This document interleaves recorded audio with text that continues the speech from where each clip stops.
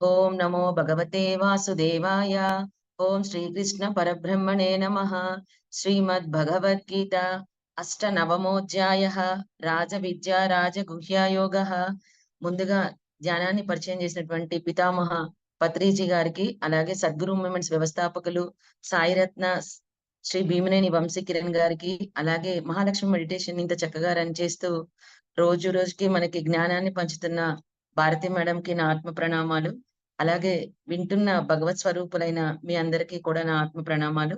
నాకు భగవద్గీత నేర్పించినటువంటి నందిని గారికి, కుమారస్వామి గారికి కూడా మరొకసారి కృతజ్ఞతలు తెలియజేసుకుంటూ ఈ రోజు మనము 9వ అధ్యాయంలోకి వచ్చాం అనమాట. రాజ వి రాజ విద్య రాజగుహ్య యోగము. రాజ విద్య అంటే Kingdom, king of all yogas అంటే ఇంకా ఇది సీక్రెట్ ఆఫ్ అనమాట. గుహ్యం అంటే secret, secrets of all the secrets అంటారు అనమాట. ఇది భగవత్ తత్వము. దాన్ని మనకి అర్జునుడికి చెప్పారనమాట కృష్ణుడు. ఆ తత్వాన్ని మనం తెలుసుకున్నామంటే మనకి అర్థమైపోతుంది. అంటే మనం ఎలాంటి పనులు చేయాలి ఈ భూమి మీదకి వచ్చినప్పుడు, మనం ఎలా జీవిస్తే పై లోకాలకు వెళ్ళిన తర్వాత మనం ఎలా ఉంటాము అనేది, ఏ ఏ లోకాలకు మనం వెళ్తాము అనేది అర్థమవుతుంది అనమాట. అందుకని దీన్ని సీక్రెట్ అంటారనమాట. Secret of all secrets is రాజ విద్య రాజగుహ్య యోగము. భగవంతుడు చెప్తున్నాడు అనమాట. శ్రీ భగవాన్ ఉవాచ ఇదం తు తే గుహ్యతామం ప్రవక్ష్యామ్యనుసూయవే జ్ఞానం విజ్ఞాన సహితం యజ్ఞాత్వా మోక్షసే శుభాత్. రాజ విద్యా రాజగుహ్యం పవిత్రమిదముత్తమం ప్రత్యక్షావగమం ధర్మం సుసుఖం కర్తుమవ్యహం.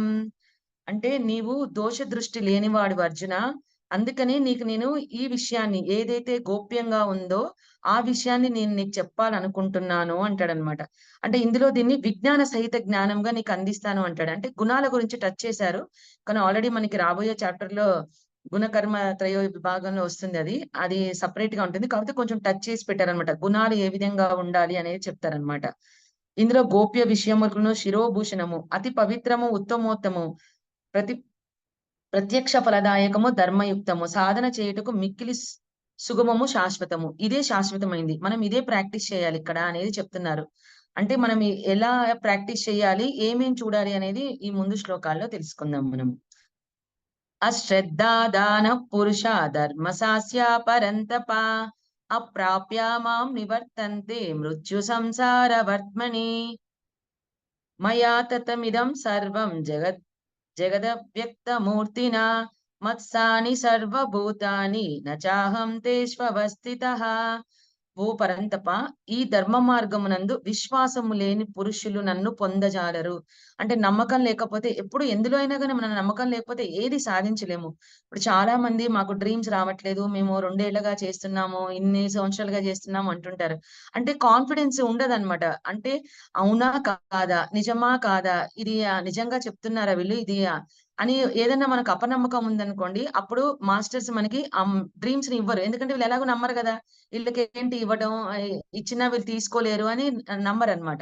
అందుకని నమ్మాలి, విశ్వాసం ఉంచాలి. మనం ఒక విషయాన్ని దగ్గరికి తీసుకున్నాము, దాన్ని మనం దాన్ని ముందుకు తీసుకెళ్ళగలుగుతాము అంటే, ఆ విషయాన్ని మనం విశ్వాసంతో నమ్మితే గనక డెఫినెట్ గా రిజల్ట్ అనేసి ఉంది. ఏదో అటు ఇటుగా ఉండి వాళ్ళు చెప్పారు, వీళ్ళు చెప్పారంటే మాత్రం మనకి ఎటువంటి ఉపయోగం ఉండదు. అదే నిరుపయోగమే అన్నమాట. అదే చెప్తున్నారు. ఎవరైతే నన్ను విశ్వాసంగా ధర్మ మార్గమునందు నన్ను నమ్ముతారో, ఆ విశ్వాసం ఉంటేనే వాళ్ళు నన్ను పొందజాలుతారు. లేకపోతే వాళ్ళకి నన్ను పొందరు అని చెప్తున్నారనమాట. వారు మృత్యు రూప సంసార చక్రమున పరిభ్రమించి చెందరు. మనకి తెలియదనుకోండి, ఇంకేముంది, సంసార చక్రం చుట్టూ తిరుగుతా ఉంటాం గదా. మళ్ళీ పాపాలు చేస్తుంటాం, తింటాం, తాగుతాం, మళ్ళీ చచ్చిపోతాం, మళ్ళీ పుడతాం, ఇలా పోతూ వస్తూ ఉంటాము. అదే మనకి ఆహ్, ఆయనని నమ్మామనుకోండి, అంటే హృదయంలో ఆయనని మనం గనక ధరింపజేసుకున్నాం, ఆయనని నమ్మామనుకోండి, మన కర్మలు చూసుకుంటాం, వాటన్నిటిని అన్నిటిని విడుదల చేసుకుంటాము, మోక్షాన్ని పొందుతాము. అంటే అన్నిట్లో జ్ఞానాన్ని సంపాదించుకుంటాము. అప్పుడు మనము ఆయనను పొందగలుగుతాము. మనం ఎప్పుడైతే పొందలేమో ఈ సంసార చక్రంలో పడి తిరుగుతా ఉంటాము. కర్మ చక్రంలో రౌండ్‌గా పుడుతుంటాం, గిడుతుంటాం. ఏమి నేర్చుకోమనమాట. నిరాకార పరబ్రహ్మమైన నా చేతనే ఈ జగత్తయంతును జలముతో ముంచవలె పరిపూర్ణమయ్యున్నది. ప్రాణులన్నీయును నా సంకల్పం ఆధారముగా కలిగి నాయందు అంతర్గతములయ్యున్నవి. కానీ వాస్తవంగా నేను వాటి యందు స్థితుడును కాను అంటున్నారు. చూడండి. ఆయనని మనం చేరుకోవాలి గాని, ఆయన వల్లే మనందరం ఉన్నాం ఇక్కడ. భగవంతుడి యొక్క మనం స్వరూపులమే. కానీ ఆయన మనలో స్థితుడై స్థితుడు కాడు. ఇప్పుడు మనకేదైనా అవసరం వచ్చింది. ఒక డ్రీమ్ వచ్చిందనుకోండి. మనం చేత కాలేదు. అప్పుడేం జేస్తాము? భారతి మేడంకి ఫోను చేసి అడుగుతాము. భారతి మేడం చెప్తారు మనకు. అంతేగాని మనలో స్థితమై ఉండరు కదా! మనం ఆ డీకోడింగ్ నేర్చుకోవాలంటే మేడంకి ఫోను చేయాలి. అంటే మనము ఎళ్లి మనం నేర్చుకోవాలి గానీ, వాళ్ళు వచ్చి మన దగ్గర ఉండరు. భగవంతుడిని మనం చేరాలి గానీ, మనల్ని భగవంతుడు చేరరు. గురువులనైనా సరే, మనం మన గురువుల దగ్గరికి చేరాలి కానీ, గురువులు మన దగ్గరికి రారు. మనమే శిష్యులము గురువుల దగ్గరికెళ్లి వినయంగా మనం ఏం నేర్చుకోవాలో అది నేర్చుకోవాలి అని చెప్తున్నారనమాట. ఇక్కడ ఒకటి ఉంది. మర్కట న్యాయం అని ఒకటుంటుంది. ఏంటి అంటే కోతులుంటాయి కదా! వాటి పిల్లల్ని కోతులెప్పుడు పట్టుకోవు. తల్లి కోతులెప్పుడు గూడా వాటి పిల్లల్ని ఇలా పట్టుకొని ఉండంగా మీరు చూసుండరు. పిల్ల కోతే వెళ్లి గట్టిగా పట్టుకుంటుంది దాని తల్లిని. ఎప్పుడు చూడండి మీరు అబ్జర్వ్ చేయండి కావాలంటే పట్టుకొనుంటుంది. అదెందుకు అంటే ఇప్పుడేదన్నా వాళ్ళ అడవిలో ఉన్నప్పుడు ఏదైనా జంతువు వాటి మీద దాడి చేయడానికొచ్చిందనుకోండి, అప్పుడు ఇది ఏ పరిస్థితిలో ఉంటదో తెలవదు గదా! గట్టిగా పట్టుకొనుంటే అది పారిపోలేదు కదా! చిన్న కోతి. అందుకని దానికి పారిపోవడానికి వీలుగా ఉండడానికి అవి పట్టుకోవన్నమాట. అంటే గురువునెప్పుడు శిష్యుడే పట్టుకోవాలి గానీ, శిష్యుడెప్పుడు గురువుని పట్టుకోరు. అలాగే మనం పరమాత్ముడిని పట్టుకోవాలి గానీ, పరమాత్ముడు ఎప్పుడు మనల్ని పట్టుకోరు. ఆయన కోసం మనం వెయిట్ చేయాలి. పరమాత్ముడిని పట్టుకోవడం కోసము అని జెప్పి. ఎవరొస్తే ఆయన వాళ్ళని స్వీకరిస్తాడు. ఆళ్ళు జ్ఞానులయ్యనివ్వండి, అజ్ఞానులవ్వనియ్యండి, మూర్ఖులవ్వనియ్యండి, ధనవంతులవ్వనియ్యండి, ఎలా ఉన్నా సరే, ప్రతి వాళ్ళు నా ప్రియ భక్తులే అని చెప్తారనమాట. అందుకని మనం గురువుని పట్టుకోవాలి ఎప్పుడు. అదే ఇప్పుడు ఈ కోతి చెప్పుకున్నాం గదా! ఇప్పుడు అది వాటర్‌లో తాగడానికెళ్ళింది. దానికి మర్చిపోయి గబుక్కున నీళ్ళలో మునిగిందనుకో తాగడానికి చెరువులో, ఆ పిల్ల కోతి పడిపోతుంది గదా! అందుకే దానికి అప్పటి నుంచే ట్రైనింగ్ ఇస్తుంటారనమాట. అందుకే పిల్ల కోతి అలా పట్టుకొనుంటది. అది అవసరమైనప్పుడు వాళ్ళ అమ్మ తాగడానికెళ్ళిందనుకోండి, అది వదిలి ఎళ్ళిపోతుందనమాట. అలాగా ఇది మర్కట న్యాయం అంటారనమాట దీన్ని. సో, అలా జరుగుతా ఉంటది. సో, మనమే గురువుల్ని పట్టుకోవాలి గానీ, గురువులేమి మనల్ని పట్టుకోరు. మనం ఎంతో వినయంగా వారి మీద విశ్వాసంతోటి వారి దగ్గరికి మనం వెళ్ళాలి అని చెప్పి చెప్తున్నారు. ఇదే సృష్టి యొక్క రచన. నేనే సృష్టిస్తాను. నిర్వహణ గూడా నేనే చేస్తాను. రచన కూడా నేనే చేస్తాను. కానీ మీరు నా యందు విశ్వాసంతో ఉండండి అని జెప్పి చెప్తున్నాడనమాట. నెక్స్ట్ చూద్దాము. నచ మత్స్థాని భూతాని పశ్య మే యోగమైశ్వరం. భూతభృన్న చ భూతాస్తో మామాత్మ భూత భావనః. ఈ ప్రాణులన్నీయు కూడా నాలో స్థిరముగా లేవు. ఈశ్వరియు అయిన నా యోగ శక్తిని చూడము. ఈ భూతములన్నిటివి సృష్టించినది, పోషించినది నేనే. ఏనైన ఏనైనను యథార్థముగా నా ఆత్మ వాటి యందే స్థితమై ఉండును అని జెప్పి చెప్తున్నారనమాట. యథా యథాకాశస్థితో నిత్యం వాయు సర్వత్ర గోమహాన్ తథా సర్వాణి భూతాని మత్స్థానిత్యుపధారయ. సర్వభూతాని కౌంతేయ ప్రకృతిం యాంతి మామికాం. కల్పక్షయే పునస్తాని కల్పాదో విసృజామ్యహం. ఓ కౌంతేయ, కల్పాంతమునందు భూతములన్నీను నా ప్రకృతినే చేరును. అనగా ప్రకృతిలో లీనమగును. కల్పాది యందు నేను మరల వాటిని సృజించుచుదును. అదే పుట్టటం, గిట్టటం. మనకి ఏదైనా చేశామనుకోండి, పైలోకాలు వెళ్ళిన తర్వాత ఏం జరిగింది అక్కడ అన్నీ చెప్తారు. మళ్ళీ ఇది నేర్చుకొని రా అని మళ్ళీ పంపిస్తుంటారు. మొత్తం ఆయన ఆయన భూమి మీదకి వస్తుంటారు. మనల్ని సృజింపజేస్తుంటారాయన. మళ్ళీ సృజిస్తుంటారనమాట. అది ఆ శ్లోకానికి అర్థము. నెక్స్ట్ చూద్దాం. ప్రకృతిం స్వామవష్టభ్య విసృజామి పునః పునః. భూతగ్రామమిదం కృత్స్నం అవశం ప్రకృతేర్వశాత్. న చ మాం తాని కర్మాణి నిబధ్నంతి ధనంజయ. ఉదాసీనం అసక్తం తేషు కర్మసు.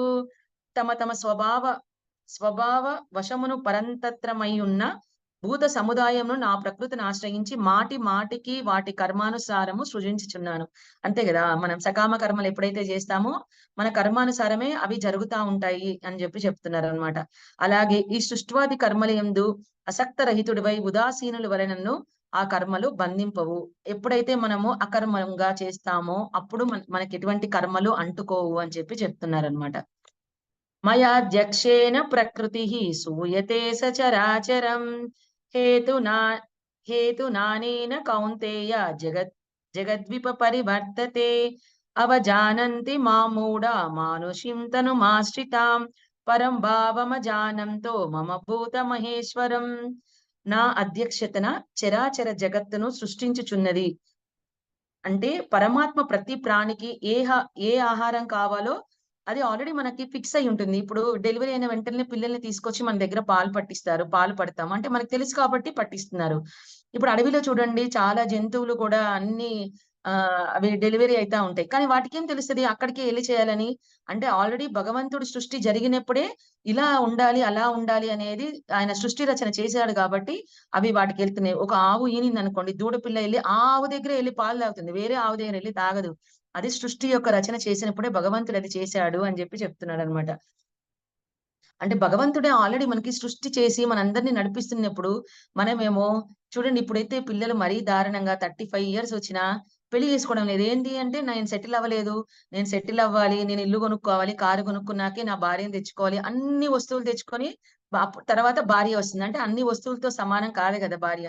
మనం ఏ ఏజ్‌లో ఏ పని చేయాలో, ఎప్పుడు ఏది చేయాలో అది చేయాలి గాని, పరమాత్ముడు ఉన్నాడు కదా! చూసుకోవడానికి మనల్ని అన్నిటిని. "నారు పోసిన వాడు నీరు పోయడా" అంటారు కదా! సో, అది అన్నీ చూసుకోవడానికి పరమాత్ముడున్నప్పుడు నేనే చూసాను. మిమ్మల్ని నేను సృష్టించాను. మీ రచన నేను చేసుకుంటాను అని ఆయన చెప్తుంటే మనకెందుకండి భారం? ఆయన చూసుకుంటారు గదా! హాయిగా నేను సెటిల్ అవ్వాలి, ఇంకా అది చెయ్యాలి, ఇది చెయ్యాలి అని అనుకోవడం అదంతా వ్యర్థమైన పని అని చెప్పి పరమాత్ముడు ఇందులో మనకి చెప్తున్న నీతనమాట. సో, ఈ సెటిల్ అవ్వాలి అది ఇది అని అనుకోవద్దు. ఎప్పుడు ఏ టైంలో ఏది చేయాలో అది చేస్తూ పోయి సకల సంతోషాలని అనుభవించడానికి మనం వచ్చాము. ఇక్కడ ఎక్స్‌పీరియన్స్ చేయడమే అన్నమాట. దీనికి మన వంశీ సార్ ఒక మంచి ఎంత చక్కటి ఉదాహరణ ఇచ్చారంటే లక్ష్మీదేవి ఉంటారు కదా! ఒకసారి నారాయణుడు లేట్‌గా వస్తారంట ఇంటికి. అడుగుతుందంట స్వామిని, "ఏంటి స్వామి మీరింత లేట్‌గా వచ్చారంటే," "మరి నేను సకల ప్రాణుల యొక్క పోషణ చూడాలి కదా! అందుకనే లేట్ అయిందమ్మా లక్ష్మీదేవి" అని చెప్తారనమాట. "అవునా అందరికి మీరే చూస్తారా? ఆకలివి అన్నిటికి పోషణ మీరే చేస్తారా?" అంటుంది. "అవును దేవి నేనే చేస్తాను" అంటారు. అప్పుడు ఆవిడ ఏం చేస్తుందంటే ఒక భరణి ఉంటుంది గదా! ఒక భరణిలో ఒక చీమని వేసి తీసుకెళ్ళి దిండు కింద పెడుతుందనమాట.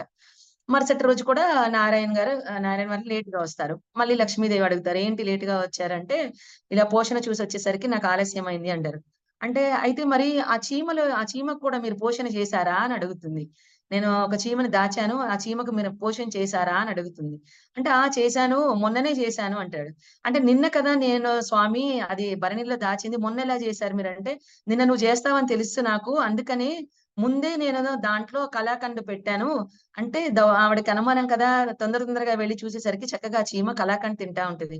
చూడండి అది ఆవిడ దాస్తుందని ముందే తెలిసి దానికి పోషణకు అవసరమైంది కూడా స్వామి ఇంత ముందుగానే పెట్టినవాడు, ఇక్కడ మనల్ని పుట్టించి ఆ సృష్టింపజేసిన ఆ పరమాత్ముడు ఉండగా మనకెందుకండి బెంగ? ఇది, అది అని లగ్జరీ కోసం పాకులాడి ఇక్కడ నానా రచ్చలు చేసుకొని నేర్చుకోవాల్సిందంతా నేర్చుకోకుండా ఇంకేదేదో పనులు చేస్తా ఉంటాము. ఇవన్నీ అవసరం లేదు మనకి. చక్కగా ఆ పరమాత్ముడు చీమనే అంత చక్కగా పోషణ చేసిన వాడు మనకెందుకు చెయ్యడు చెప్పండి? ఇంత చక్కటి మనకి అవయవాలన్నీ ఇచ్చి, ఇంత శరీరాన్నిచ్చి భూమి మీదకి పంపించిన ఆయన మనల్ని చూసుకోకుండా వదిలిపెట్టరు గదా! సో, అందరం కూడా చక్కగా మంచి మంచి పనులు చేద్దాం. పుణ్యకర్మలు చేద్దాం. పుణ్యకర్మలు కాదు సారీ సకామ కర్మలు చేద్దాం మనం. ఓకే. నెక్స్ట్ చూద్దాము. నా ప్రకృతి అంతా కూడా సృష్టించబడినది. ఈ ప్రకృతి నా అధ్యక్షతని ఈ ప్రకృతి అంతా కూడా సృష్టించబడినది అని చెప్పి చెప్తున్నారనమాట. నెక్స్ట్ శ్లోకం చూద్దాం. మోఘ కర్మాణో మోఘ జ్ఞాన విచేత్తసః రాక్ష రాక్షసీమాసూరిం చైవ ప్రకృతిం మోహినీం శ్రితా మహాత్మానస్తు మాం పార్థ దైవీం ప్రకృతిమాశ్రితాః భజంత్యనన్య మనసో జ్ఞాత్వా భూతాదిమవ్యయం. వ్యర్థమైన ఆశల వల్ల అసూరి స్వభావాలు అంటే మనకి రాక్షస స్వభావాలొస్తాయి అంటారంట. వ్యర్థమైన ఆశలు అంటే కొన్ని కొన్ని మనం కోరికలు చాలా చాలా ఆశలు ఒక్కొక్కసారి చాలా మితిమీరిపోయి ఉంటాయి కదా! వాటి వల్ల అసూరి స్వభావాలు మనకి అలవాటవుతా ఉంటాయి అని చెప్పి చెప్తున్నారనమాట ఇందులో. అలాగే అంతా పరమాత్ముడే ఉన్నాడు. ధర్మబద్ధంగా ఉంది. కృష్ణుడులో ఉన్న గుణాలన్నీ ఎవరైతే మనము అలవరుచుకుంటామో అలా ప్రవర్తించండి అని జెప్పి చెప్తున్నాడు. అంటే నిశ్చలంగా మనస్కులే మనం నిరంతరము తననే భజించాలి. భజించడం అంటే కృష్ణుడి దగ్గరికెళ్లి ఆయనకిష్టమైనవన్నీ పెట్టడం కాదు. ఇప్పుడు మన అమ్మ ఉందండి. వంట వండి మనకి పెట్టిందంటే తీసుకుపోయి ఆమె ముందు ప్లేట్ పెట్టి ఆమె చుట్టూ భజన చేస్తే పాపం ఆవిడేం జేస్తారు? ఆవిడ వండింది ఆవిడ తినటానికి మనకి పెట్టడానికే కదా! మళ్ళీ అలా కాదు. "అమ్మ నువ్వు చేసిన వంట చాలా బాగుంది" అని ఆవిడని ప్రైజ్ చేశామనుకోండి, ఆవిడ హ్యాపీగా ఫీల్ అవుతది. ఆవిడ ఎలా ఉన్నారు, ఆవిడ గుణగుణాలు ఎలా ఉంటాయి అనేది అవన్నీ మనం నేర్చుకోవాలి. పరమాత్ముడు ఇచ్చిన దానికి ఆయనకు పెడతాము. ఓకే. అది మనం కృతజ్ఞతా భావంతో దానితో పాటు ఆయన ఏ గుణంతో ఉన్నాడు, ఆయన ఎలా ప్రవర్తిస్తున్నారో అయన్నీ కూడా మనము లోపలికి తీసుకోవాలి. నేర్చుకోవాలి. ఆ గుణాలని నేర్చుకొని మనం దాన్ని బయట కూడా అవలంబిస్తుంటే మనం కూడా పరివర్తనలో ఉంటే, ఆ గుణాల్ని మార్చుకుంటూ ఉంటే అప్పుడు భగవంతుడు సంతోషపడతాడు. ఒక తల్లి ఇంట్లో ఇద్దరు పిల్లలున్నప్పుడు వాళ్ళ ప్రవర్తన చూసి ఎంత మెచ్చుకొని, అబ్బా! నా కొడుకు అంతా అని ఎంత సంతోషపడుతుంది. అలాంటి అప్పుడు పరమాత్ముడు మనం చక్కటి గుణగణాలతో ఆయన ఎలా ఉన్నాడు, ఆయన ఏం చెప్పారు అనేవన్నీ నేర్చుకొని మనం అలా ఉంటే ఆ భగవంతుడు ఎంత సంతోషపడతారండి. మనకి వంశీ సార్ చాలా చెప్తుంటాడు. శిష్యుడు ఎప్పుడైతే అందరూ పొగుడుతుంటారో ఆయన శిష్యుల్ని, ఆ గురువుకొచ్చే ఆనందమే వేరని. సో, మనం కూడా అలాంటి గుణాలని మార్చుకుంటూ ఉందాము అని చెప్పి చెప్తున్నారనమాట. నెక్స్ట్ శ్లోకం చూద్దాము. సతతం కీర్తయంతో మాం యతంతశ్చ దృఢవ్రతః నమస్యంతశ్చ మాం భక్త్యా నిత్యయుక్తావుపాసతే జ్ఞాన జ్ఞానయజ్ఞేన చాప్యన్యే యజంతో మాముపాసతే ఏకత్వేన పృథక్త్వేన బహుధా విశ్వతో ముఖం. ఆ గుణాలను ధ్యానిస్తారో అంటే ఏ గుణాలు మనకేమేం గుణాలున్నాయో మనం రోజు చెక్ చేసుకోవాలి పడుకునే ముందు. నేను ఈరోజు ఎందులో ఇరుక్కున్నాను, ఎందులో ఉన్నాను, ఎలాంటి తప్పు చేశాను అని మనం ఒక 41 డేస్ దాన్ని స్టార్ట్ చేసుకున్నామనుకోండి చెక్ చేసుకోవడం. ఆటోమేటిక్‌గా అది అలవాటయిపోతుంది. ఇప్పుడు మనం 72 బ్రీత్స్ చేయబట్టి ఒక 40 డేసో, 50 డేస్ అవుతుంది. ఇప్పుడు అది మనకు అలవాటయిపోయింది. ఇంకా అది చేయకుండా మనం పడుకోలేకపోతున్నాం, ఉండలేకపోతున్నాము. సో, ఎంచక్కా అందరూ కర్మలు చూసుకుంటున్నారు. దుష్కర్మల్ని వాటన్నిటిని మనం పోగొట్టుకుంటున్నాం విపాకం చేసుకొని. సో, అలాగే మన గుణాలని మనం ఎలా ఉన్నాము అనేది చెక్ చేసుకున్నామనుకోండి రోజు. ఈ టైంలో వీళ్ళిలా ఉన్నారు. ఆ టైంలో మన ఫీలింగ్ ఎలా మనం ఎక్స్‌ప్రెస్ చేశాము. ఎలాంటి ఇదిలో ఉన్నామని చెక్ చేసుకున్నామనుకోండి. అలా వరుసగా ఒక 40 రోజులు పెట్టుకున్నామనుకోండి. తర్వాత మనం మార్చుకోవడానికి చాలా ఈజీగా ఉంటుందనమాట. ఆ గుణాలని ఎవరైతే ధ్యానిస్తారో వారే నన్ను చేరుదురు. పరమాత్ముని చేరడానికి ఎంత ఈజీ మార్గాన్ని, ఎంత సీక్రెట్‌ని రివీల్ చేశారు చూడండి. సీక్రెట్ ఏమైనా కష్టంగా ఉందంటే కష్టంగా లేదు. ఎందుకంటే అది సెల్ఫ్ చెక్ చేసుకోవడమే గదా! మనల్ని మనం ఉద్ధరించుకోవడమే. ఎవరిని ఉద్ధరేది ఆత్మానం అంటారు. అంటే ఇక్కడ ఎవరిని వాళ్ళే మనం ఉద్ధరించుకోవాలి. ఎవరో వచ్చి మనల్ని ఉద్ధరించరు. ఇప్పుడు అదే చెప్తున్నారన్నమాట. మీ గుణాలని మీరు సరిచేసుకోండి అని చెప్తున్నారన్నమాట ఇక్కడ ఆయన. నిరా నిర్గుణ నిరాకార స్వరూపాన్ని అంతా నేనే అని చెప్తున్నారాయన. నిర్గుణమున్న నిరాకార స్వభావాన్ని కూడా నేనే. మీరు దాన్ని బయటకి తీసేయండి. దాన్ని మార్చుకోండి అని చెప్పి చెప్తున్నారనమాట. నెక్స్ట్ శ్లోకం చూద్దాము. అహం క్రతురహం యజ్ఞః స్వాదాహమహౌమౌషధం మంత్రోహమమహే మంత్రోహమహమే వాజ్యం అహమగ్నిరహం హుతం. పీతహమస్య జగతో మాతా దాత పితామహః వేద్యం పవిత్రమోంకార వృక్షామయజుర్వేచ. అంటే నేను క్రతువును, నేనే యజ్ఞమును, నేనే మంత్రమును, నేనే ఔషధము. అంటే నేనే ఇప్పుడు ఒక డిసీజ్ వచ్చింది. ఆ డిసీజ్‌కి కారణము నేనే. ఆ రోగానికి కారణం నేనే. ఆ ఔషధము ఇచ్చేది కూడా నేనే అని చెప్తున్నారనమాట. ఒక క్రతువు అంటే ఒక క్రతువు చేస్తున్నాం. ఒక యజ్ఞం చేస్తున్నామంటే, ఆ యజ్ఞం చేసేది నేనే. ఆ యజ్ఞం చేసే వారిలో కూడా నేనే ఉన్నాను. అంతటా నేనే ఉన్నాను. అంతా నేనే. ఈ ఒక్క విషయం నాలో ఉన్నది కూడా ఆయనే. ఈ ప్రకృతి అంతా ఆయనే. ఎదుటి వాళ్ళలో ఉన్నది కూడా ఆయనే. ఇంకేముందండి? అంతా అహం బ్రహ్మస్మి. అది తెలుసుకుంటే ఏ ఏ ప్రపంచంలో మనకి ఏది అవసరంలా. వాళ్ళు ఇంత, వీళ్ళింత మనకేమి ఉండదప్పుడు. అందరూ సమానమే. అంతా ఒకటే అనుకుంటాం. ఎప్పుడు ఆ గుణాలకి ఎప్పుడైతే మనము అతీతంగా ఉంటామో, అప్పుడు మనము అంతా ఒకటే అనేది మనకి తెలుస్తుంది. అహం బ్రహ్మస్మి అనేది తెలుస్తుందనమాట. మీకందరికీ నాకు తెలిసి ఉంటుంది. రంతిదేవుడని ఒక మహారాజు కొడుకనమాట. అంత దైవీ స్వరూపుడనమాట ఆయన. వాళ్ళ నాన్న బాగా సంపాదించి పెట్టి ఎళ్ళిపోయారు. కానీ ఈయన మాత్రం అన్ని దాన ధర్మాలన్నీ చేస్తా ఉంటాడనమాట. చాలా పుణ్యాత్ముడనమాట. ఎంత పుణ్యాత్ముడంటే ఆయనకున్న రాజ్యాలన్నీ పోగొట్టుకొని కనీసం లాస్ట్‌కి ఆ ఫ్యామిలీకి ఫుడ్ పెట్టలేనంతగా ఆయన అందరికీ దాన ధర్మాలు చేస్తారు. ఆఖరికి ఆయన ఫ్యామిలీ ఎంత గొప్పదో చూడండి. ఈ రోజుల్లో ఎవరన్నా మనం డబ్బులిస్తామంటే ఇంట్లో ఎవరో ఒకరు ఒప్పుకోరు. హస్బెండ్ ఒప్పుకుంటే భార్య ఒప్పుకోదు. భార్య ఒప్పుకుంటే హస్బెండ్ ఒప్పుకోరు. లేతే పిల్లలు ఒప్పుకోరు. ఏదో ఒక రకంగా ఒకళ్ళు ఆపుతుంటామనమాట. జాగ్రత్త, జాగ్రత్త అని. కానీ ఆ ఫ్యామిలీ అంతా చూడండి ఎంత దైవికంగా ఉన్నారో వాళ్ళంతా ఎంత హృదయం వాళ్ళది ఎంత బావుందో. అందరూ కూడా వాళ్ళు ఎప్పుడు దాన ధర్మాలు చేసేవాళ్ళనమాట. 48 డేస్ పాపం అంత దాన ధర్మాలు చేసే వాళ్ళకి కూడా 48 రోజులు ఫుడ్ లేదండి. ఈ రోజుల్లో ఇస్తే తీసుకునేవాళ్ళు గాని పెట్టేవాళ్ళు లేరన్నట్టుగా ఉంది ఈ కథ చూస్తే. అయితే ఆయనకి 48 డేస్ ఆయనకి ఏమి లేదు పాపం. ఫ్యామిలీ ఏమి తినకుండా అలా ఉన్నారు. 49వ రోజు వాళ్ళకి ఒకతను ఎవరో పుణ్యాత్ముడొచ్చి ఫుడ్ ఇస్తారనమాట. పులిహోర, పాయసం, నీరు ఇచ్చిపోతారు. ఇంకా నలుగురు కూర్చొని తిందాం అనుకుని కూర్చుంటారనమాట. ఒక బ్రాహ్మణుడు వస్తాడు. వచ్చి బాగా ఆకలిగా ఉందమ్మా, నేను అన్నం తినక 2 రోజులు అవుతుంది అని అంటాడనమాట. అప్పుడు వాళ్ళకేమనిపిస్తుందంటే, అబ్బా! మనం 48 రోజులు అలవాటు పడిపోయాం. 2 రోజులే కదా! ఈయనకి ఆకలి ఇంకా ఎక్కువగా ఉంటదని చెప్పి ఆ పాయసం తీసుకెళ్ళి ఇచ్చేస్తారు ఆ బ్రాహ్మణుడికి. ఆ బ్రాహ్మణుడు ఆ పాయసం తిని చక్కగా ఎళ్ళిపోతాడు. అంటే ఇదన్నీ ఈ డిజైన్ చేసింది కూడా పైనున్న పరమాత్ముడే. వీళ్ళకి టెస్ట్ పెడతారనమాట. వీళ్ళెలా ఉన్నారు? ఇన్ని రోజులు ఆహారం లేకపోతే ఇలా ఉన్నారు కదా! ఇప్పుడు ఆహారం దొరికింది. ఎవరైనా దాన ధర్మాలు చేసేవాడు కదా! ఈయన. సో, ఇప్పుడు ఆకలితో ఉన్నప్పుడు ఎవరైనా వస్తే వీళ్ళు దానం చేస్తారా? లేదా? ఆ ధర్మంలోనే ఉన్నారా? లేదా? అని టెస్ట్‌కొస్తారనమాట వాళ్ళు. అయితే నెక్స్ట్ బ్రాహ్మణుడి కంటే మనం మామూలుగా ఎవరికైనా దాన ధర్మం చేయాలనంగానే బ్రాహ్మణులకి చేస్తాం గదా! తొందరగా ఇష్టపడి చేస్తుంటాం. సో, నెక్స్ట్ ఏం చేస్తారు? ఒక శూద్రుడిని పంపిస్తారు. శూద్రుడొస్తారు ఒక మాస్టర్‌గా. వచ్చి బాగా ఆకలిగా ఉంది. నాకేమైనా పెట్టరా అని అడుగుతాడనమాట. అడిగితే సరే అని చెప్పి, ఆ ఉన్న పులిహోర పెట్టండమ్మా అని చెప్పి వాళ్ళ పిల్లలిచ్చేస్తారు. ఆ పిల్లలు చూడండి ఎంత బావున్నారు. మేము తింటాం, తింటాం అనట్లా. పెట్టే నాన్న అంటారనమాట. అలాంటి మంచి పుత్రులనమాట ఆయనకి.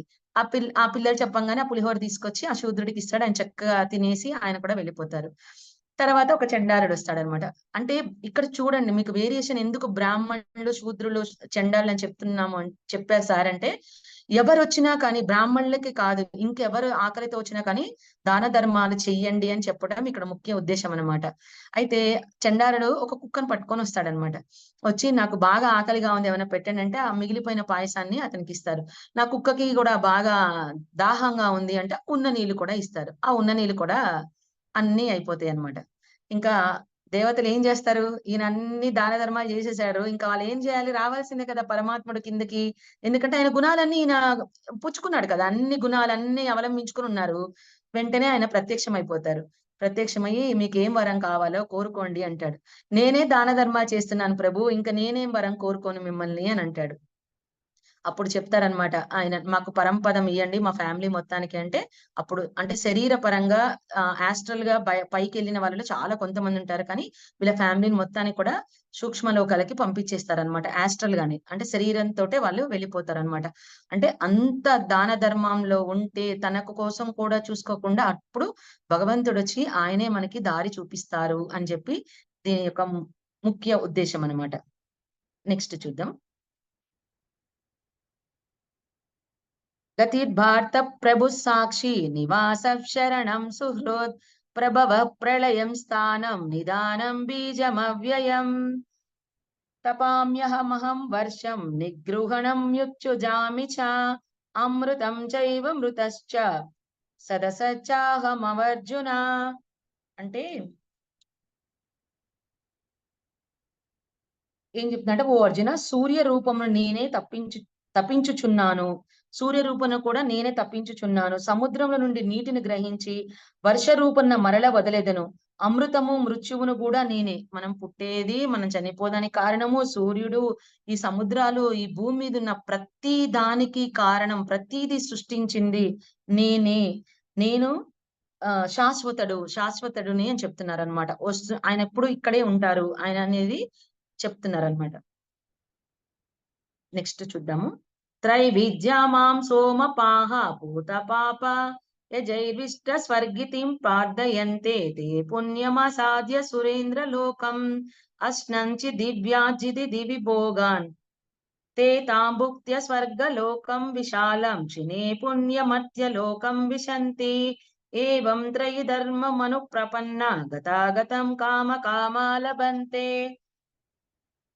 అంటే ఇక్కడ ఏం చెప్తున్నారు అంటే, ఈ విశాల స్వర్గమునందు భోగములను అనుభవించి, పుణ్యములు అయిపోగానే, క్షీణింపగానే మరల మర్త్యలోకమునకు ప్రవేశింతురు. ఈ విధముగా స్వర్గప్రాప్తి సాధనములైనయి వేదత్రయ విహిత వేదత్రయ విహిత సకామ కర్మలను ఆశ్రయించిన వారు భోగములను ఆశించుచు మర్త్య లోకముల మధ్య రాకపోకలు సాగించుచుందురు. అనగా పుణ్య భావముచే స్వర్గమునకు పోదురు. పుణ్య క్షీణింపగానే మర్త్య లోకమునకు మరల వచ్చెదరు అంటున్నారనమాట.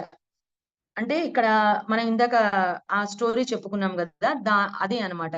అంటే మనం ఎంతైతే దాన ధర్మము నిష్కామంగా చేస్తుంటామో, అప్పుడు మనం స్వర్గానికి పోతుంటామో, అది అయిపోగానే మళ్ళీ మనము కిందకొస్తా ఉంటాము అని చెప్తున్నారనమాట.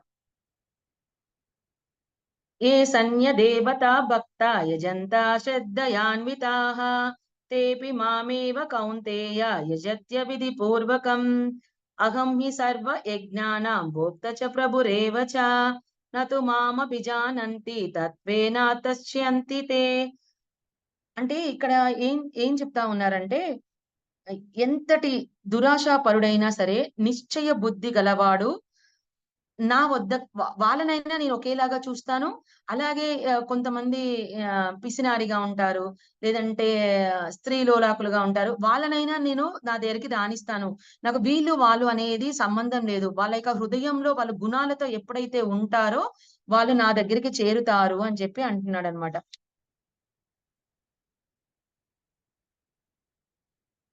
అంటే ఇప్పుడు చనిపోయిన వాళ్ళు ఇప్పుడు మనం ఇప్పుడు చనిపోయామనుకోండి. చచ్చిపోయిన వాళ్ళుంటారు. వాళ్ళ యొక్క ఆత్మ బయటకు వచ్చి ఆత్మలోకం అంటే స్వర్గలోకానికి వెళ్తుందనమాట. అంటే ఇక్కడ శరీరం ఇక్కడే ఉంటుంది. వాళ్ళ యొక్క జీవాత్మ స్వర్గంలోకి వెళ్తుంది. అక్కడ ఆ లోకంలో అనేక అనుభవాలు పొందుతుందనమాట. ఎప్పటి వరకు అనుభవిస్తుంది అంటే అక్కడ చాలా చక్కగా ఉంటుందంట. ఇక్కడ ఏవేవైతే మనం అనుభవించాలనుకుంటున్నామో అక్కడ ఆ లోకంలో చక్కగా అనుభవించొచ్చంట. అంటే సార్ ఏం చెప్తున్నారంటే ఇక్కడ బాగా మందు తాగేసి ఇక్కడ అన్ని చేస్తా ఉంటారు కదా! ఇక్కడ దొరకదని కక్కుర్తి పడి ఇక్కడ ఎక్కువ తాగేసేయకండి. మీకు చక్కగా అక్కడ రకరకాలుగా అన్ని దొరుకుతాయి. మీరక్కడ హ్యాపీగా ఎంజాయ్ చేయొచ్చంటారు. భక్తి పరంగా ఉంటారిక్కడ. అంటే భజనలు చేస్తూ ఉంటారు కదా! ఆ భక్తి వాళ్ళకి అక్కడ పైన ఒక లోకం ఉంటుందంట భక్తిగా. అక్కడ మనం చక్కగా భజనలు చేసుకోవచ్చు. వాళ్ళక్కడ ఎంత చక్కగా పాటలు పాడుతూ భగవంతుడిని స్మరిస్తా ఉంటారు. అలాగే ధ్యానం చేసి చేసుకొని ఉండేవాళ్ళు ఉంటారు కదా! సాధన చేసిన వాళ్ళు. వాళ్ళకొక డిపార్ట్‌మెంట్ ఉంటుందట. అక్కడ ఒక లోకం ఉంటుంది. సో, ఎవరెవరు ఇక్కడిక ఎలాగ ఉంటారో అలా పైన లోకంలో కూడా వారు ఎళ్ళొచ్చంట. అయితే వీళ్ళందరూ వెళ్ళిన ఆ స్వర్గ లోకంలో ఏం జరిగిద్ది? అక్కడే ఉండిపోయి హ్యాపీగా ఉంటామా అని అనుకోకండి. అక్కడ స్వర్గానికెళ్ళిన తర్వాత అక్కడ అన్నీ అనుభవిస్తుంటాం మనం. సకల ఐశ్వర్యాలని బ్రహ్మాండంగా భోగభాగ్యాలన్నీ అనుభవిస్తుంటామంట. ఎప్పటి వరకు అంటే మన పుణ్యము ఉన్నంత సేపు అక్కడ అనుభవిస్తామంట. అంటే ఇక్కడ చేసిన పుణ్య కార్యాలు ఏవైతే ఉంటాయో అవన్నీ అయ్యే వరకు చక్కగా అనుభవిస్తాం. ఆ తర్వాత ఆ పుణ్యం ఎప్పుడైతే కంప్లీట్ అయిపోతుందో అప్పుడు ఒక షెల్ లాగా ఉంటదంట. అది విడిపోతుంది.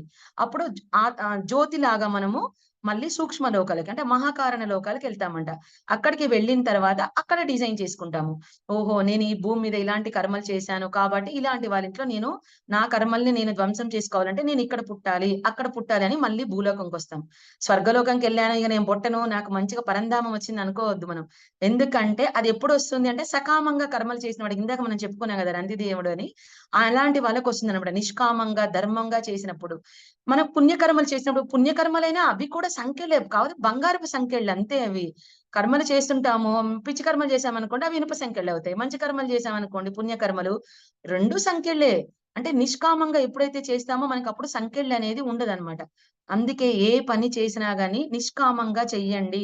ఇది నా చేత భగవంతుడు చేయిస్తున్నాడు అనుకున్నప్పుడు చేస్తేనే మనకు బంగారపు సంకెళ్ళుండవు, ఇనుప సంకెళ్ళుండవు. అసలు సంకెళ్ళే ఉండవు. చక్కగా మనం పుణ్యధామానికెళ్తామనమాట. పరంధామానికెళ్తాం. సారీ పుణ్యధామం కాదు. పరంధామంకెళ్తాం. లేదు అంటే స్వర్గానికెళ్ళి మళ్ళీ భూమి మీదకొస్తాం. మళ్ళీ చక్రంలో తిరుగుతూ ఉంటామనమాట. అందుకే మనం ఎప్పుడు సరే ఏది చేసినా కానీ ఆ భగవంతుడు నాతో చేయిస్తున్నాడు అని నిష్కామంగా ఎప్పుడైతే చేస్తామో అప్పుడు గూడా మన రంతి దేవుడిలాగా చక్కగా పరంధామాన్ని చెందుతామనమాట. నెక్స్ట్ శ్లోకం చూద్దాము. యాంతి దేవవ్రతా దేవాన్ పితॄన్ యాంతి పిత్రావ్రతః భూతాని యాంతి భూతేజ్య యాంతి మధ్యాజినోऽపి మాం పత్రం పుష్పం ఫలం తోయం ఏ మే భక్త్య ప్రయచ్చతి తదాహం భక్త్యా ప్రకృతం అశ్నామి ప్రయతాత్మనః. అంటే దేవతలను పూజించే వారికి దేవలోకం చేరుతారు. ఇందాక అనుకున్నాం కదా మనము. అలాగే పితరుల్ని సేవించేవారు అంటే ఇప్పుడు పిండాలు అవి పెడుతూ మనం పితరుల్ని సేవిస్తా ఉంటారు గదా! కొంతమంది వాళ్ళు పితృలోకాలకి వెళ్తారు. అలాగే భూత ప్రేతాలను ఎవరైతే అర్పిస్తారో వాళ్ళు భూత ప్రేత రూపంలో పొందుతారు. అలాగే నన్ను ఆరాధించే వాళ్ళు నన్నే పొందుతారు అంటాడు. అలాంటప్పుడు ఇయన్నీ మనం వదిలేసి చక్కగా ఆయన్నే ఆరాధించామనుకోండి, ఆయన దగ్గరికే పరమపదాన్ని పొందుతాం గదా! ఆయన చెప్పినట్టుగా ఆ గుణాలన్నిటిని మనం అవలంబించుకొని అలాగే ఉంటే ఆయననే పొందుతాం హాయిగా మనం. ఎంత సీక్రెట్ చూడండి స్మాల్ సీక్రెట్. దీన్ని గాని పట్టుకోగలిగితే ఆయనే మనం పొందగలుగుతాం చక్కగా. అదే చెప్తున్నారనమాట. నిర్మల బుద్ధితో నిర్మలంగా ఉండాలి మన బుద్ధి. ఈరోజు ఒక గురువు గారి దగ్గరికెళ్లి 4 రోజులు చేసి అబ్బే! ఛీ! ఈ గురువుగారు బాలేదబ్బా! ఇంకో దగ్గరికెళ్దామని ఎళ్ళామనుకోండి అట్లా మారుస్తా ఉంటే ఎక్కడ ఏది నేర్చుకోలేము మనం. అంటే స్థిరంగా ఉండాలి ఎక్కడమైనా. స్థిరమైన బుద్ధితో, నిర్మలమైన బుద్ధితో ప్రశాంతంగా ఉండి, నిష్కామ భావంతో మనసులో ఎటువంటి ఆలోచనలు లేకుండా ఎప్పుడైతే మనం భగవంతుడికి సాక్షిగా మనం హృదయంలో నిలుపుకుంటామో అప్పుడు ఆయన ప్రీతి చెందుతారు అని చెప్పి చెప్తున్నారనమాట. ఆల్రెడీ మనం ఒక స్టోరీ చెప్పుకున్నాం కదా! ఒక అన్నదమ్ములుంటారు ఇద్దరు. అయితే అన్న, తమ్ముళ్ళిద్దరూ ఒక గురువు దగ్గరికెళ్తారనమాట. ఎళ్లి ఆ గురువు వాళ్ళ అన్నేమో ఆ గురువు దగ్గరికెళ్లి కొన్ని రోజులు ఉండంగానే ఆ గురువు చెప్పింది నచ్చదు. వేరే దగ్గరికి పోతాడనమాట. మళ్ళీ ఇంకో గురువు దగ్గరికెళ్తాడు. అట్లా నలుగురు, ఐదుగురు గురువులు మారుస్తాడు. ఈ తమ్ముడు మాత్రం స్థిరంగా ఒక గురువు దగ్గరే ఉండి అన్నీ నేర్చేసుకుంటాడు. ఆయన ఏది నేర్చుకోకుండా పోతాడు అందరి దగ్గర తిరిగి. లాస్ట్‌కి ఈళ్ళ అన్నయ్యకి ఎలాగైనా గుణపాఠం చెప్పాలని చెప్పి ఇంటి ముందు గోతులు తవ్వుతాడు 4. తవ్వుతా ఉంటాడు. ఒక గొయ్యి తర్వాత 2 అడుగులు, 2 అడుగులు అడిగి. వాళ్ళ అన్నొస్తాడు. "ఏంట్రా ఎన్ని గొంతులు తవ్వుతున్నావు ఇంటి ముందు" అంటే, "అన్నా ఒక గోతి తవ్వానన్నా నుయ్యి కోసమని. ఇక్కడ నుయ్యి పడదని అనిపించింది. అందుకే రెండో గోతి తవ్వానని." "మరి ఆ రెండో గొయ్యి తవ్వినప్పుడు దాన్నే లోపలికి తవ్వచ్చు కదరా! నీళ్లు పడతాయి" అంటాడు. "ఆ! నా మనసుకు నచ్చలేదన్నా ఇక్కడ ఇంకో దగ్గర పడిద్దని ఇంకో దగ్గర తవ్వాను" అంటాడు. "అలా 4 తవ్వాను" అంటే, "ఎప్పుడైనా ఒక దగ్గర పెట్టి గొయ్యి ఎక్కువ లోతుగా తవ్వితే కదరా వచ్చేది నీళ్లు" అంటాడు. "మరి నువ్వు చేసే పనేందన్నా?" అంటాడు. "నీకేమైనా స్థిరమైన బుద్ధుందా? నిశ్చలంగా ఉన్నావా? నువ్వు ఒక గురువు దగ్గరైనా అక్కడ, ఇక్కడ అని పోకపోతే ఒక గురు దగ్గర నిశ్చలంగా ఉండి అక్కడ నేర్చుకోవచ్చు కదా!" అంటాడనమాట. ఇది మనం నేర్చుకోవాల్సిన పాయింట్ అన్నమాట. ఒక గురువుని మనం ఎంచుకున్నాము అంటే, ఆ గురువు దగ్గర ఉండి మనం ప్రతీదీ నేర్చుకోవాలన్నమాట. నిశ్చలంగా మనము నిశ్చలంగా అలాగే నిర్మలంగా ఉండి నేర్చుకోవాలి అని చెప్పి చెప్తున్నారన్నమాట. నెక్స్ట్ చూద్దాము. యత్కరోషి యదశ్నాసి యజ్ఞహోషి దదాసి యేత్ యతపస్యసి కౌంతేయ తత్కురశ్వ మదర్పణం. శుభాశుభఫలైరేవ మోక్ష్యసే కర్మబంధనైః సన్యాసయోగయుక్తాత్మో విముక్తమయముపాస్యసి. అంటే ఈ విధముగా సన్యాస యోగమునందు స్థిరచిత్తుడైవై అనగా సమస్త కర్మలను భగవంతుడైన నాకే సమర్పించి శుభాశుభ ఫలరూప కర్మబంధముల నుండి ముక్తుడివయ్యెదవు. పిదప నన్నే చేరగలవు అని చెప్తున్నారనమాట. నెక్స్ట్ శ్లోకం చూద్దాము. సమోహం సర్వభూతేషు న మే ద్వేష్టస్తి న ప్రియః ఏ భజంతి తు మాం భక్త్యా మయి తే తేషు చాప్యహం. నేను సకల భూతాలయందు అంటే ప్రాణుల యందును నేనే సమభావంతో వ్యాపించి యుందును. నాకు అప్రియుడు గాని, ప్రియుడు గాని ఎవ్వరు లేరు. నాకందరూ సమానమే. నన్ను భక్తితో ఎవరైతే భజిస్తారో నేను వారి యందే ప్రత్యక్షంగా ఉందును అని అంటున్నారనమాట. అంటే ఇప్పుడున్న కాలంలో అందరూ సమానమేనండి. అంటే అప్పట్లో చూసారా స్త్రీలని అసలు కనీసము పుస్తకాలు అంటే వంటింటికి మాత్రమే అంటే పని చేయడానికి మాత్రమే స్త్రీలున్నారు అనుకునేవాళ్ళు. వంటింట్లో మాత్రమే చెయ్యాలి. వీళ్ళింకా ఏమీ చెయ్యకూడదు. వీళ్ళకి ఇక్కడే ఉండాలి అని చెప్పేసని అనుకునేవాళ్ళు. కానీ ఇప్పుడు చూడండి రోజులు మారిపోయాయి. అందరూ సమానంగే చూస్తున్నారు. అప్పుడు వేదాలు ఓన్లీ బ్రాహ్మణులు మాత్రమే చదవాలి అనేవాళ్ళు. కానీ ఈ రోజుల్లో వేదాలు ప్రతి ఒక్కళ్ళు నేర్చుకుంటున్నారు. ఇదివరకు భగవద్గీత ఓన్లీ పాండిత్యం ఉన్నవాళ్ళు, బ్రాహ్మణులు మాత్రమే చెప్పేవారు. నేనేం బ్రాహ్మణ్ కాదు. అయినా ఇప్పుడు భగవద్గీత చెప్పుకోవట్లే. అట్లా ఎవరు నేర్చుకుంటే, ఎవరికి జ్ఞానమొస్తే వారు ఈ రోజుల్లో చెప్పగలిగే అవకాశం అందరికీ ఉంది. స్త్రీలకి, పురుషులకి. అంటే నవీన యుగంలో ఉన్నాము మనము. కాబట్టి అందరం అన్నీ నేర్చుకోవచ్చు. అన్ని జ్ఞానాలు అంతా మనం నేర్చుకునే అవకాశం ఉంది గాబట్టి ప్రతి ఒక్కళ్ళు జ్ఞానాన్ని మనం నేర్చుకోవాలనమాట. ఆ రోజుల్లో శ్రీరామచంద్రుడు కూడా ఒక అనుభవం ఉందండి. అప్పట్లో ఉన్న ఆచారం ప్రకారం ఏంటంటే, అక్కడ చంబకుడని ఒకతనుంటాడనమాట. అతను శూద్రుడనమాట. కానీ జ్ఞానం నేర్చుకోవాలని చాలా ఉండేదనమాట ఆయనకి. అయితే వేదం పట్టుకొని ఒకసారి ఓపెన్ చేయంగానే అక్కడున్న బ్రాహ్మణులందరూ ఒప్పుకోరనమాట. "ఇది నువ్వెలా చదువుతావు? ఆ శాస్త్రాలు చదవాల్సింది మేము పండితులము" అని చెప్పి శ్రీరామచంద్రుడి దాకా తీసుకెళ్తారు. తీసుకెళ్తే ఆయన చెప్తాడనమాట ఆ శంబకుడు ఏం చెప్తాడు, "స్వామి నాకు జ్ఞానం నేర్చుకోవాలని ఉంది కాబట్టి వేదాన్ని చదువుతున్నాను నేను. దాంట్లో తప్పేముంది? అందరం నేర్చుకోవడానికే గదా! ఇక్కడికొచ్చింది భూమి మీదకి" అని చెప్తాడు. శ్రీరామచంద్రుడికి ఎటువంటి ఇది ఉండదు కదా! "అవును కదా! అందులో తప్పేముంది?" అంటారు. అప్పుడు ఈ బ్రాహ్మణులందరూ కలిపి శ్రీరామచంద్రుడి యొక్క మనసుని మార్చేస్తారు. ఇది శాస్త్ర విరుద్ధమైనది. ఇది శాస్త్రాలు ఒప్పుకో అని జెప్పి కొన్ని శాస్త్రాలలో రాసున్న పుస్తకాలుంటాయి గదా! అవన్నీ తెచ్చి, "నువ్వు శాస్త్రానికి విరుద్ధంగా వెళ్తావని నీకొక మచ్చ పడుతుంది. శ్రీరామచంద్రుడికి ఇలా మచ్చ పడిందంటే బాగోదని" జెప్పి ఆయనని మోటివేట్ చేస్తారు. పాపం ఆయనకి ఉరిశిక్ష వేస్తారనమాట చంబకుడు. అంటే వేరే స్టోరీలలో అయితే ఆయనేదో ఇంకా పొందాలని అలా జరిగింది అంటారు కానీ, నిజంగా అయితే ఆయన శాస్త్రాలు నేర్చుకుంటానికి వేదం ఓపెన్ చేశారు గాబట్టి ఆయనని ఆ రోజుల్లో ఉరిశిక్ష వేయబడ్డారు. కానీ ఈ రోజుల్లో అలా లేదు. మనం చక్కగా నవీన యుగంలో ఉన్నాము. అందరూ అన్నీ నేర్చుకోవచ్చు. యుగమే మారిపోయింది కదా! అందరం మనం సమానమే. అందరం అన్నీ నేర్చుకోవచ్చు. బానిసత్వం నుండి మనకిప్పుడు స్వేచ్ఛ వచ్చింది. అందరం స్వేచ్ఛాయుతులం. కాబట్టి స్వేచ్ఛగా అందరం అన్నీ నేర్చుకునే అవకాశాల్ని మనకిప్పుడు భగవంతుడు కల్పించాడు. గవర్నమెంట్ కూడా ఒప్పుకుంటుంది గదా! అన్నీ నేర్చుకోవచ్చు అందరూ అని. సో, మనం కూడా నేర్చుకుందాం అన్నీ.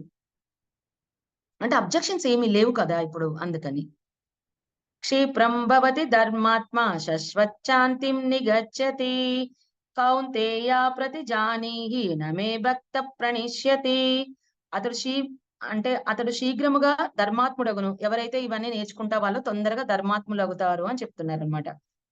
మాం హి పార్థావ్యపాశ్రిత్య ఏపి స్యుపాసయోనః స్త్రియో వైశ్యస్తదా శూద్రః తేపి యాంతి పరాంగతిం. అదే స్త్రీలని లేదు, శూద్రులని లేదు, ఎవ్వరని లేదు, చండాలులని లేదు, పాపం చేసేవాళ్ళు పాపి అని లేదు. ఎవరైతే గుణాల్ని సక్రమంగా ఉంచుకుంటారో వాళ్ళు పరమగతిని పొందుతారు అని చెప్తున్నారనమాట. నెక్స్ట్. కిం పునర్బ్రహ్మణః పుణ్యా భక్త రాజర్షయస్తతా అనిత్యమసుఖం లోకం ఇమం ప్రాప్య భజస్వ మాం. అంటే ఇక్కడ ఎవరైతే పుణ్యాత్ములు అవుతారో వారు తప్పకుండా ఇది నేర్చుకుంటారు అని అంటే ఇక్కడ ఒక చిన్న స్టోరీ చెప్పారనమాట. బృందావనంలో యజ్ఞం చేస్తా ఉంటారు. బ్రాహ్మణులు, యోగులు, ఋషులు అందరూ చేస్తా ఉంటారు. కృష్ణుడు ఏం చేస్తారనమాట, అక్కడికి వాళ్ళ స్నేహితుల్ని పంపిస్తారు. అక్కడికెళ్ళి మనకి భోజనం తీసుకురండి అని. వీళ్ళెళ్ళి ఆ స్నేహితులందరూ కలిసి ఎళ్లి బృందావనం నుంచి ఇలా మమ్మల్ని కృష్ణుడు పంపించారు. మాకు భోజనం పెట్టండి అని ఋషుల్ని అడుగుతారు. ఇక్కడ హోమమే జరగట్లేదు. హోమమే ఇక్కడ జరుగుతా ఉంది. ఇప్పుడు మీకు భోజనాలు ఎవరు పెడతారు? వెళ్ళండి. ఇక్కడ పెట్టడానికి ఎవరు తీరిగ్గా లేరు అని చెప్పి కనీసం కనికరం లేకుండా కృష్ణుడు పంపించారన్నా కానీ వెళ్ళగొడతారనమాట. వీళ్ళెళ్ళిపోయి స్నేహితులెళ్ళిపోయి కృష్ణుడికి చెప్తారు. స్వామి ఇలా పెట్టలేదు అంటే, మీరక్కడికెళ్ళి వాళ్ళ యొక్క భార్యలుంటారు కదా! వారిని అడగండి వాళ్ళు పెడతారు అంటారు. సో, వీళ్ళెళ్ళి వాళ్ళ ధర్మపత్నుల దగ్గరికెళ్ళి అడుగుతారనమాట. అమ్మా మాకిలా భోజనం కావాలి కృష్ణుడు పంపించారు అనంగానే వాళ్ళెంత ఎక్సైట్ అయిపోయి, కృష్ణుడు పంపించారా? మా పరమాత్ముడు పంపించాడా? స్వామి పంపించారా? చూడండి వీళ్ళకి వాళ్ళకి తేడా. అక్కడ యజ్ఞం చేస్తున్నారు గానీ కనీస ధర్మం పాటించట్లా. వీళ్ళకి ఆకలేస్తుంది. వీళ్ళ యొక్క అంటే ఆత్మారాముని శాంతింపజేయాలి అనే ఆలోచన లేకుండా హోమ యజ్ఞాలు చేస్తున్నారు. కనీసం వాళ్ళని వినయం అంటే తర్వాత రండి అని కూడా చెప్పట్లే. వాళ్ళని చీదరించుకున్నారక్కడ. కానీ ఇక్కడ ఋషి పత్నిని చూడండి. రాగానే పరమాత్ముడు పంపించారా రండి లోపలికి అని వాళ్ళకి సకల మర్యాదలు చేసి చక్కగా లోపల భోజనం పెట్టడానికి అందరికి కూర్చుండబెడతారు. అందులో ఒక ఋషికి చాలా కోపమొస్తది. కోపమొచ్చి భార్యని అరుస్తారనమాట. అరిచి "నువ్వు ఇక్కడ పెట్టడానికి వీల్లేదని" చెప్పి ఆ రూమ్‌లో ఆమెని బంధించేస్తారు తీసుకెళ్ళి. అంటే ఆయన ఎల్లగొట్టాడు కదా! ఈవిడ పెడుతుంది కదా! ఎలా ఎలా పెడతారు అని చెప్పి. ఆవిడ లోపల ఏడుస్తుంది. అయ్యో! కృష్ణుడు వచ్చాడే, స్వయంగా కృష్ణుడి యొక్క స్నేహితులు నేను పెట్టలేకపోయానే అని బాధపడతా ఉంటే, అప్పుడు ఏం చేస్తారనమాట కృష్ణుడు అక్కడ డైరెక్ట్‌గా ప్రత్యక్షమయ్యి, "అమ్మ నాకు ఇప్పుడు ఎందుకు బాధపడతావు? నాకు భోజనం పెట్టు" అనంగానే ఇలా 2 చేతులు పట్టుకోంగానే అన్నం ఆ చేతుల్లో పెడుతుంది. కృష్ణుడు ఆ 2 చేతులతోటే భోజనం చేస్తాడు. ఇక్కడ అర్థమైతుంది కదా మీకు మనం మార్చుకోవాల్సింది మన యొక్క గుణాల్ని, యజ్ఞాలు, హోమాలు కాదు. ఎవరైతే మన దగ్గరికి ఆకలితో వస్తారో మనం దాన్ని దానం చెయ్యాలి, ధర్మబద్ధంగా చెయ్యాలి అని చెప్పి చెప్తున్నాడనమాట. బృందావన స్త్రీలకు మోక్షం వచ్చింది గానీ, ఆ ఋషులకు మాత్రం మోక్షం రాలేదబ్బా ఇక్కడ. అది మనం ఇందులో తెలుసుకోవాల్సింది. నెక్స్ట్ ఏంటి అంటే, బిల్వమంగళుడు అని ఒకతనుంటాడు. అతని తండ్రి చనిపోతాడనమాట. ఆ వైదికాలన్నీ ఏమి ఉండవు కదా! ఇంకా తండ్రి చనిపోతే ఏమి చెయ్యకూడదు కదా! వాళ్ళేం పూజలు చెయ్యరనమాట. అప్పుడు ఆయనకన్నీ అలవాట్లయిపోతాయనమాట. అలవాట్లయిపోతే అతను ఇంక అన్నిటికి అలవాటు పడిపోతాడు. తాగటము, తినడము, తిరగటము అన్నీ. అయితే వాళ్ళ ఊరి అవతల ఒక నది అవతల ఒక చింతామణి అని ఒక వేశ్య ఉంటారు. ఆవిడ దగ్గరికి వెళ్తానికి వెళ్తుంటాడనమాట. ఆ నది దాటడానికి ఒక ఆహ్ ఏమంటారు? ఒక కర్ర పట్టుకొని దాని మీద వెళ్ళాననుకుంటాడు. అలాగే తాడనుకొని పైకెక్కేసి ఆమె దగ్గరికెళ్తాడు. అయితే "ఏంటి ఇలా వచ్చావు ఇంత వర్షంలో రాత్రి పూట" అంటే "నీకోసమే వచ్చాను. నువ్వు నా కోసం అక్కడ తాడు వేసి ఉంచావు కదా!" అంటే సరే అని బయటకొచ్చి చూస్తే పాము. అంటే ఆయన ఎంత మోహంలో ఉన్నాడనమాట. అది తాడా లేదా తెలియట్లేదు. "ఎలా వచ్చావు?" అంటే "నదిలో ఇలా తాడు పట్టుకొని వచ్చానంటే" సరే చూద్దాం గదా! అని చెప్పి ఎళ్తారు. ఏం పట్టుకొనొచ్చాడో చూద్దామని. ఆయన వచ్చింది దేని మీద? శవం మీదొస్తాడు. ఆ శవము కుళ్ళిపోయి దాని మీద పురుగులొచ్చి వాసనొస్తున్నా ఆయన అంత మోహంలో ఉన్నాడనమాట. శరీరం అంటే మోహంలో ఉన్నాడు. ఆమె దగ్గరికెళ్ళాలి అని. కనీసం వచ్చింది ఆ పురుగుల మీద వాసనొస్తుంది గూడా ఆయనకు తెలియకుండా అలా ఉన్నాడు. అప్పుడు ఆమె చెప్తుందనమాట. "నువ్వు ఆ పెట్టే అంత స్థిరమైన, అంత ప్రేమని ఆ భగవంతుడి మీద పెట్టొచ్చు కదా!" అని ఆవిడకి ఎప్పుడో ఒకసారి ఏదో ఒక గురువు చెప్తేనే గదా! మనం బ్లాస్ట్ అవుతాము. ఇప్పుడు మనకి వంశీ సారు మన యొక్క కర్మల్ని ఇయన్నీ చూసుకున్నామంటే ఏదో ఒక గురువు మనని బ్లాస్ట్ చేయడానికి ఉంటారు కంపల్సరీగా. ఏదో ఒక వ్యక్తి ద్వారా మనం వచ్చి అన్నీ నేర్చుకుంటాం. ఇక్కడ ఆ చింతామణి అనే వ్యక్తి ద్వారా ఈయన బెల్వ మంగళుడు అనే అతను దైవత్వంలోకి వచ్చాడనమాట. ఆ దైవత్వంకొచ్చాక ఇంకెప్పుడు స్వామి పేరు తలుచుకుంటూ అలా భిక్షాటన చేస్తూ స్వామి పేరు పరమాత్మలో లీనమై ఆయన గుణాన్ని మార్చుకొని, ఆయన కూడా నాకు ప్రియుడే అని చెప్తున్నాడు. ప్రియ భక్తుడే అని చెప్తున్నాడు కృష్ణుడిక్కడ. అలా అలా తిరిగిన వాడు కూడా నా ప్రియ భక్తుడే. ఎందుకంటే ఎప్పుడైతే మనం గుణాలకు అతీతంగా ఉంటామో అప్పుడు శ్రీకృష్ణుల వారికి వాళ్ళు కూడా నాకు ప్రియులే అని చెప్తున్నాడనమాట. అయితే భిక్షాటన చేస్తూ ఉంటాడనమాట. అలా చేస్తూ ఉండంగా ఎప్పుడు పరమాత్మనే లోపల ధరించి భిక్షాటన చేస్తూ ఉంటాడు. అలా చేస్తూ ఉండంగా ఒకసారి ఒకళ్ళింటికెళ్ళినప్పుడు ఒక స్త్రీ వచ్చి ఆయనకి భిక్ష వేస్తుంది. ఆమెను చూడంగానే అబ్బా! ఇంత అందంగా ఉందేంటి అని రోజు ఆవిడ ఇంటి దగ్గరికెళ్ళటం మొదలుపెడతాడు. ఇంకా ఆమెను చూడటానికే వెళ్తుంటాడు అక్కడికి. ఇంకా పరమాత్మను మర్చిపోయాడు. ఇంకా అబ్బా! ఈమె ఎంత అందంగా ఉంది, ఈవిడ ఎంత అందంగా ఉందని వాళ్ళ ఇంటి ముందే తచ్చాడుతా ఉంటాడనమాట. అయితే ఆవిడ భర్త అడుగుతారనమాట. "ఏంటి ఇందుకు నువ్వు భిక్ష తీసుకున్నావు కదా! ఇక్కడ తచ్చాడుతున్నావెందుకు ఇప్పుడు మా ఇంటి ముందు" అని అడుగుతారనమాట. అంటే "ఏమి లేదు ఇలా మీ భార్య ఎంత అందంగా ఉంది. ఒకసారి" ఆయన చెప్పేస్తాడనమాట నిజాన్ని. "ఒకసారి పిలుస్తావా? మీ ఆవిడని చూస్తాను" అని అంటాడు. అంటే సరే ఏంటి ఈయన ఇలా మాట్లాడుతున్నాడు అని చెప్పి లోపలికెళ్ళి భార్యకి చెప్పి తీసుకొనొస్తుంటాడు. అప్పుడు ఈయనకి వెంటనే అవేర్‌నెస్ ఒస్తది. చూడండి ఆత్మ విచారణ జరుగుతుందక్కడ ఆయనకి. అవేర్‌నెస్ ఒస్తుంది. అందుకనే చెక్ చేసుకోమంటారు. ఏ రోజుది ఆ రోజే. మనం ఈ రోజు ఎలా ఉన్నాము అనేది ఆత్మ విచారణ చేసుకోవాలి. ఆయన వెంటనే రియలైజ్ అయిపోయి ఆయన నేనేంటి చింతామణి గుర్తొస్తుంది. ఆయన శవం మీదెళ్ళింది గుర్తొస్తుంది. ఇయన్నీ గుర్తొచ్చి ఇన్ని రోజులు నేను పరమాత్మని ఉండి చక్కగా మళ్ళీ అయ్యో! ఆమెను చూడంగానే ఎందుకిలా అయిపోయాను అని చెప్పి నా కళ్ళుతో నేను చూడబట్టే కదా! ఇలా జరిగింది నాకని చెప్పి దబదబాని అక్కడికెళ్ళిపోయి ఆ తుమ్మ చెట్లకుంటాయి కదా! ఆ ముళ్ళు 2 తీసుకొని 2 కళ్ళకి కుచ్చేసుకుంటాడు. ఈ కళ్ళు పోతే ఇంక నేనెవరిని చూడలేను కదా! అని చెప్పి కళ్ళని పొడిచేసుకుంటాడు. ఆ భర్త భార్యని తీసుకొని బయటకొస్తాడు గదా! ఇంక ఈ కళ్ళు పొడుచుకున్నది చూసి పోన్లే ఆయన ఏంటో మరి అలా చేసుకున్నాడని చెప్పి ఎళ్ళిపోతాడు. ఇంక ఈయన గుడ్డివాడయ్యి అటు ఇటు తిరుగుతూ ఏం చేస్తాడు తచ్చాడుతూ అడవిలోకెళ్ళిపోతాడు. ఇంక అడవిలో ఆయనకి ఆహారం ఏముంటుంది? ఏముండదు కదా! అలా దైవనామ స్మరణ చేసుకుంటూ ఉంటుంటాడు. మన్ని పోషణ చూసేవాడున్నాడు కదా! ఇందాక ఆల్రెడీ ఒక స్టోరీలో చెప్పుకున్నాము. చీమకే పోషణ చేసిన వాడు దాచిన చీమకి. అది లక్ష్మీదేవి అమ్మవారు దాచిన చీమకే పోషణ చేసిన వాళ్ళు మనకి చేయకుండా ఉంటారా? అప్పుడు ఆయన ఏం చేస్తారంటే బాలుడిలాగా వస్తాడు శ్రీకృష్ణుడు. భోజనం తీసుకొనొస్తారనమాట ఆయనకి. తీసుకొనొచ్చి భోజనం పెడతారు. అలా రోజు భోజనం తీసుకొచ్చి కృష్ణుడు పెడతా ఉంటారనమాట ఆయనకి. ఆయన చక్కగా పరమాత్ముడితోటి ఉంటా ఉంటారు. ఆ తర్వాత ఈ బాలుడి మీద మనసు పడుతుంటాడింకా. అంటే ప్రేమొచ్చేస్తుంది. సెన్సిటివ్‌గా ఉన్నవాళ్ళు ఏదైనా కొంచెం ప్రేమ చూపిచ్చంగానే సున్నితంగా ఉన్నవాళ్ళు తొందరగా అట్రాక్ట్ అయితారు గదా! ప్రేమ చూపిచ్చంగానే. ఈ బాలుడికి అట్రాక్ట్ అయితాడు. ఇంకా బాలుడు రోజు అతని కోసం ఎదురు చూడటం, ఈ బాబుతో మంచిగా ఉంటా ఉంటాడనమాట. అయితే ఒకసారి అడుగుతాడు, "నాకొకసారి బృందావనం చూపిస్తావా?" అని అడుగుతాడనమాట. సరే చూపిస్తా పదా అని చెప్పి తీసుకెళ్తాడు అతన్ని. తీసుకెళ్ళి ఆ బృందావనం దగ్గరికెళ్ళంగానే ఈయన కళ్ళుండవు కానీ, ఈయనకి ఎంత చక్కగా స్పర్శ ఆ బృందావనాన్నంతా ఆస్వాదిస్తాడనమాట. అక్కడ ఉండే ప్రతి ప్రకృతి ఎంత బావుంటుందండి బృందావనం. చక్కగా వాటన్నిటిని ఎంజాయ్ చేస్తా ఉంటాడు. కానీ ఆ బాలుడిని మాత్రం గట్టిగా పట్టుకుంటాడు వదలకుండా. కృష్ణుడికి అర్థమైపోతది గదా! గట్టిగా చెయ్యి విదిలించుకొని ఎళ్ళిపోతాడు. అప్పుడు చెప్తాడనమాట. "నువ్వు నన్ను వదిలి వెళ్ళావు. కానీ నా హృదయంలో ఉంటావు. నిన్ను నేను వదలను" అంటాడు. అప్పుడు గాని రియలైజేషన్ పూర్తిగా వచ్చిందతనికి. అక్కడ చింతామణి కోసం తర్వాత ఏం చేస్తాడు చాలా అవి రాస్తాడు కొన్ని రచనలు. ఫస్ట్ చింతామణికే చేస్తాడు దాన్ని. అంకితం చేస్తాడు. ఎందుకంటే ఆవిడే కదా! ఆయనకి నేర్పించిన గురువు. సో, అలా అన్నమాట. ఎప్పుడైతే మన హృదయంలో కృష్ణుడిని ధరించుతామో మనకప్పుడు ఎటువంటివి రావు, దరి చేరవు అని చెప్తారనమాట. ఆఖరి శ్లోకం అర్థమైంది కదా! మీ అందరికి చక్కగా ఈ సీక్రెట్ ఏంటి అనేది గుణాలకు అతీతంగా ఉండాలి, సకామంగా ఉండాలి. ఎప్పుడు మనం పరమాత్మని హృదయంలో ధరించాలి. దాన ధర్మాలు చేసేటప్పుడు పరమాత్ముడు మాత్రమే చేయిస్తున్నాడు అనుకుంటూ చెయ్యాలనమాట. పుణ్యం చేశాం గదా! పైకి లోకాలకెళ్ళిపోతాము అనుకోకండి. అది నిష్కామ భావంతో చెయ్యాలి. పుణ్యం ఉన్నంత సేపు స్వర్గంలో ఉంటాం. మళ్ళీ భూమి మీదకి రావాల్సిందే.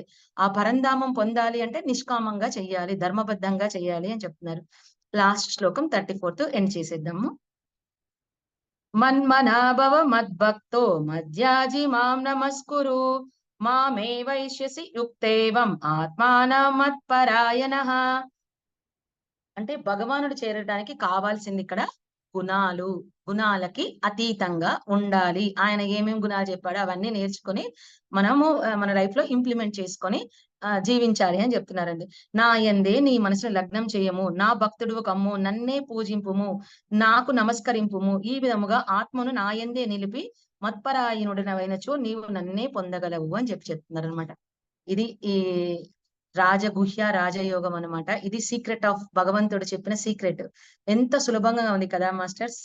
ఈజీగా దాన్ని మనం కూడా ఇంప్లిమెంట్ చేసుకొని చక్కగా పరం పొందుదాము. ఓకే. శ్రీకృష్ణార్పణమస్తు. ఈ అవకాశాన్ని ఇచ్చిన భారతి మేడంకి కృతజ్ఞతలు తెలియజేసుకున్నాను. Thank you very much madam.